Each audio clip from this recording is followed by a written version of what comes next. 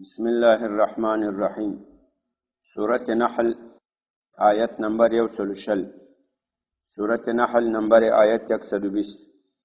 اعوذ بالله من الشیطان الرجیم. بسم الله الرحمن الرحیم.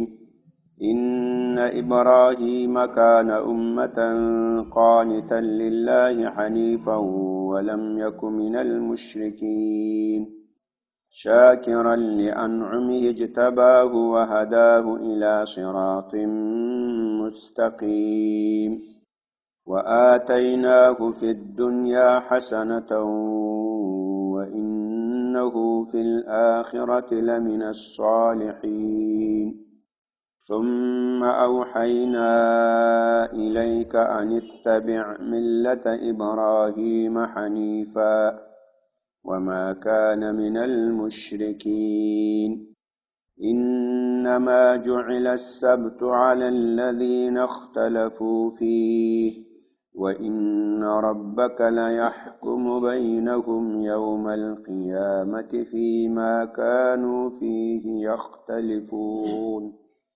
بسم الله الرحمن الرحيم. إن إبراهيم كان أمة قانتا لله. دې آیتونو مناسبت په دې کې داسې ده چې له دې نه مخکې الله تعالی دلته شرک باندې تردید وکړو، په مشرکینو باندې رد وکړو، د هغوی په بت پرستي باندې رد وکړو، او له دې سره سره به مشرکینو ویل چې موږ د ابراهیم علیه السلام په دین باندې یو. دا مشرکان خو په مکه مکرمه کې اوسېدل، دا مکه مکرمه دا خو ابراهیم علیه السلام جوړه کړې وه. بیا ابراهیم علیه السلام ته الله ویلي و چې خلکو کې د حج اعلان وکړه، خلک به حج ته راتلل، په بیت الله به طواف کول، عمرې به کولې، دلته به قرباني وی کولې، هدایا به راوستې، هغه به ذبح کولې. دا یو څو وخته د ابراهیم علیه السلام په طریقه باندې دا هر څه روان ول. بیا وروسته عمرو بن لحی الخزاعي په نامه یو کس و د قریشو، هغه بیا په دې کې د بت پرستي او شرک دا شروع. نو دی به ویل چې موږ د ابراهیم علیه السلام په طریقه یو، د ابراهیم ورثه یو، د هغو بچیان یو، دا د مکې خادمانو د مکې خدمت کوو. نو الله تعالی ورته وایي ستاسې نه یاست د ابراهیم په طریقه، نه د هغو په لاره روان یاست. ابراهیم چې و هغه موحد و، یو الله عبادت کول، هغه مشرک نه ولو، هغه کفر نه کول، هغه شرک نه کول. نو دلته ځکه د ابراهیم علیه السلام ذکر وکړو چې تر څو په مشرکینو رد وسي، دا مشرکین پوه سي چې موږ د ابراهیم پیروان نه یو، نه د هغو په طریقه روان. دا هر څوک هم داسې ده، که څوک ووایي چې زه د نبي اسلام په طریقه روان یم، دا اوس هم او دی له هغو نه مخالفت کوي. دا روانېدل دا د خولې چغې نه دي چې ته په خوله باندې چغې ووږې، دا به عملا روانېږي، عمل به هغسې جوړوي. یو څوک وایي زه په اسلام روان یم، زه په قرآن روان یم، په قرآن باندې فیصلې نه کوي، په قرآن سره د قرآن د حکم مطابق میراث خور ته میراث نه ورکوي، خور لور ته میراث نه ورکوي، ظلم کوي، تعدا کوي، رشوت اخلي، سود خوري، نور 200 کیسې کوي. دی وایي زه په قرآن ایمان لرم. داسې دروغو ایمان ده، دې ته ایمان نه وایي. ایمان دې ته وایي چې ته رښتیا هم په هغو روان سي. دا داسې ده لکه مشرکانو چې به ویل چې موږ د ابراهیم په طریقه روان یو، خاورې روان یاست. ابراهیم د الله تعالی عبادت کول دی والله، او تاسې د بوتانو کوئ. دا قصه یې ځکه راوړه. ان ابراهیم، یقینا دا ابراهیم علیه السلام، کان داو امتا قانتا، دا امت ولو. امت دلته د دې مختلفې معناګانې کړي. یوه معنا یې دا کړې چې امت جماعت ته وایي، لکه موږ تاسې وایي چې موږ د نبی اسلام امت یو، یعنې د نبی اسلام جماعت یو. نو ابراهیم علیه السلام امت و، هغه یو جماعت و، یو ټولګی و. نو سوال به دا اوسي چې ابراهیم علیه السلام خو یو ټولګی نه و، خو یو سړی و، یا دی و بچیانو لورګانې یو خاندان و. امت خو داسې ته وایي چې ډېر خلک وي، په زرګونو، په میلیونونو، په کروړونو خلک وي، بیا دا یو امت سي. نو جواب یې داسې کړی چې اصلا په دې ځمکې په مخ 2 امتونه دي، یو امت التوحید ده او بل امت الشرک ده. یو د مؤمنانو د موحدونو جماعت ده، بل د مشرکینو جماعت ده. د ابراهیم علیه السلام په زمانه کې نور خلک ټول مشرکان وو، یو دی پکې موحد و، نو دی امت التوحید سو. ته که کور کې یو سړی و، که 2 و، که 3 و، که 10 و، خو توحید والا پکې دی و، نور ټول مشرکین ول. په عراق کې شرک و، په شام کې مشرکان ول، په بل کې مشرکان ول، دی پکې موحد نو دی امت سو. یعنی هغه د توحید جماعت دی ذاتي که یو که دوه وو، او همیشه د ځمکې په مخ دغه دوه جماعتونه یو امت التوحید وي، بل امت شرک، بل امت الکفر وي. دی پکې هغه امت ولو نو یو ټولګی ذاتي که یو که دوه وکړڅو دا یو. دویمه معنا یې داسې کړي وایي دا امتون دا وزن دی فعلتون ده، فعلتون په اصل کې امتون و، امتون بیا دا یو میم په دا بل میم کې مدغم سو امتون سو، اصلي وزن فعلتون ده. فعلتون وزن دا په عربي کې لپاره د مفعول مستعملیږي، په معنا د مفعول سره راځي. اما یا امن دا قصد ته وایي، نیت کولو ته وایي. لکه د امام تم ځکه امام وایي چې موږ له شا نیتونه پسې کړي.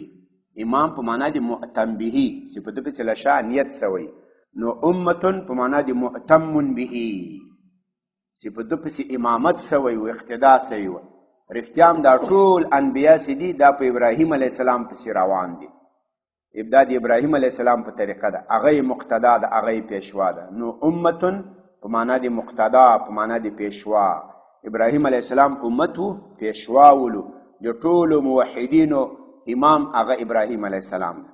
درېمه توجیه داسې کړي چې امت دا معلم الخیر ته وایي، چې خلکو ته د خیر تعلیم کوي، دا سړي ته امت وایي. نو ابراهیم علیه السلام خلکو ته دین ښودل، نیک اعمال ښودل، نو دی معلم الخیر شو. و دا ابراهیم علیه السلام درې سره معناګانې. و دا ابراهیم علیه السلام امتن د یو جماعت و، په خپل وخت کې جماعت التوحید و، جماعت المؤمنین و. نور که خلک ورسره ول که نه ول دی تناو یوې خواته و، کفار بلې خواته و. دویمه معنا د ابراهیم علیه السلام امت و، مقتدا و، پیشوا و د ټولو موحدینو له ده نه وروسته. درېمه معنا د ابراهیم علیه السلام امتن دا معلم الناس الخیر، خلکو ته د خیر تعلیم کول. قانتن تابعدارو، قانت صيغه د اسم فاعل لقنت يقنت قنوتا په معنا د تابعداري. فهو قانت د تابعدارو لله الله تعالی لره. حنیفا په داسې حال کې چې دی مائل و، د میلان درلود حق ته. په هره مسله کې ابراهیم علیه السلام حق ته مائل و، باطلو ته میلان نه درلود، باطلو طرف ته توجه نه وه. حنیفا مائل و الى الحق ولم یکن من المشرکین، دی نه و له جملې د مشرکانو. ابراهیم علیه السلام د مشرکانو له جملې نه و، الله سره شریکان نه و جوړ کړی. نو ای د مکې مشرکانو، تاسو دروغ وایئ چې موږ د ابراهیم په طریقه روان یو، داسې له ځانه لګیایئ. شاکرا شکرګزار و لانعمه د الله تعالی نعمتونو ته. انعم جمع د نعمتون، د الله د نعمتونو شکر ادا کول. اجتباه الله تعالی دی غوره کړی و. اجتبا یجتبي اجتبا غوره کول. فهو مجتبا مجتبي غوره کوونکی، مجتبا غوره کړی سوی. الله تعالی دی غوره کړی و د دین رسولو لپاره، د دعوت و تبلیغ لپاره، د رسالت لپاره. وهداه الله تعالی د هدایت کړی و الی صراط مستقیم، سیده لارې ته چې هغه لار د اسلام ده.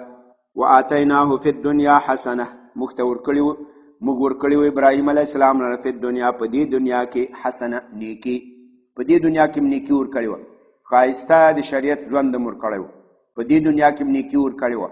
ذکر حسن هم ورکړی و، خلک یې په ښو یادوي، خلک ابراهیم علیه السلام ښه ذکر کوي، دا هم دته ورکړي و.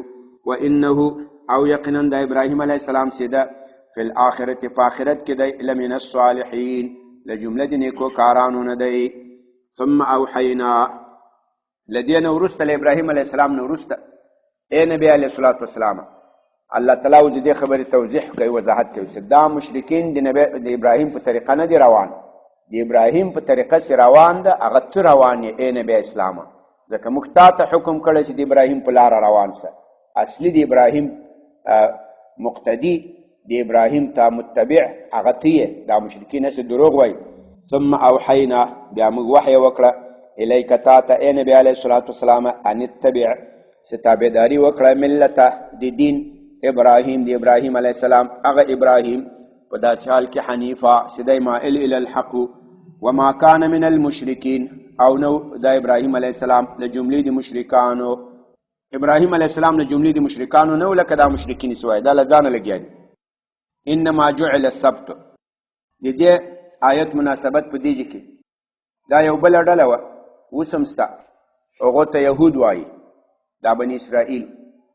دا هم وایي موږ د ابراهیم په طریقه روان یو او موږ د ابراهیم اصلي متبعین یو، پیروان یو. دوی وایي ابراهیم یهودي و، ابراهیم هم د موږ په شان و. الله تعالی دلته رد پې کوي چې ابراهیم یهودي نه و او نه تاسو د ابراهیم په طرز روان یاست. تاسې بیل خلک یاست، ابراهیم بیل سړی و. د ابراهیم په دین کې د جمعې ورځې عبادت کېدو. د ابراهیم علیه السلام په وخت کې د جمعې ورځ به د عبادت لپاره فارغ وه، په اصطلاح رخصت به وه، چوټي به وه د دنیایي له کاروبار نه. او تاسې د هفتې په ورځ باندې چوټي جوړه کړې ده. دا نورو نصاراو د اتوار په ورځ باندې جوړه کړې ده. دا اصلا د ابراهیم په دین کې هغه د جمعې ورځ وله. نو تاسو کله د ابراهیم په طریقه یاست او نه ابراهیم یهودی و، تاسې هم دروغ وایاست. انما جعل السبت، خبره دا د بل نه ده. جعل وګرځېدو، السبت دا د خالي ورځ، دا د هفتې ورځ، دا وګرځېده، دا لازم شوله د دې ورځې عبادت، د دې ورځې بندګي. علی الذین، په هغه کسانو باندې اختلفو فیه، کومو چې په دې کې اختلاف وکړو. په حدیث شریف کې راځي وایي الله تعالی یهودو ته وویل چې په هفته کې یوه ورځ به عبادت ته خاص کړي، په هغې ورځ به د الله عبادت کوو. وایي دوی سوچ وکړو د هفتې ورځې انتخاب کړه، هغه پکې غلط سو، پکې خطا سو. د الله تعالی مراد هغه د جمعې ورځ وه. له یهودو نه وروسته نصارا راغلل، عیسایان چې ورته وایي، دا کرسچن ورته وایي. دې ته الله تعالی هم داسې وویل چې تاسو به یوه ورځ عبادت ته خاص کړئ، په دې کې به عبادت کوئ.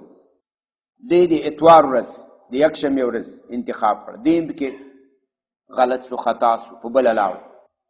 نبی اسلام وایي د موږ امت ته الله تعالی وویل چې تاسو یو ورځ عبادت ته خاص کړئ. وایي موږ ته الله تعالی هدایت وکړو، د جمعې ورځ عبادت ته خاص کړه او د الله تعالی په اراده کې هم همدغه ورځ وه. نو موږ د په دې اختلافي مسله کې حق ته ورسېدو، نور دواړه غلط سلو. د موږ د عبادت ورځ مخکې ده، یهود له موږ نه یوه ورځ وروسته دي، نصارا بله ورځ دي پسې. انما جعل السبت، خبره دا د بل نه ده، ګرځېدلې ده دا د هفتې ورځ، یعنې د هفتې ورځې طاعت بندګي دا لازم شوې ده په هغه کسانو کومو چې اختلاف کړی په دې کې، یعنې د عبادت ورځ صحیح ورته معلومه نه سوه. وان ربک، او یقینا د تا رب چې ده، لیحکم بینهم، هغه به فیصله وکړي دوی مابین کې، یوم القیامه د قیامت په ورځ، فی ما په هغه څه کې کانو چې دوی ول فیه په هغې کې یختلفون، اختلاف کول. دا فیصله به نور الله کوي. په قیامت کې به د دې وضاحت وکړي مسلمانانو، یهودو، نصاراو ته چې ای مسلمانانو تاسو صحیح شوي وای، صحیح واست په دې خپله فیصله کې، او دا نور دواړه هغو مخالفت کړی، هغوی غلط شوي دي. نور دا فیصلې به هلته کوي، په دې دنیا کې څوک نه مني، یهود نصارا خبرې ته غوږ نه نیسي. یقینا د تا رب به فیصله وکړي په مابین دوی کې د قیامت په ورځ په هغه څه کې چې دوی ول په هغې کې یختلفون، اختلاف یې کول. تر همدې پورې بس. سبحان ربك رب العزة عما يصفون وسلام على المرسلين والحمد لله رب العالمين.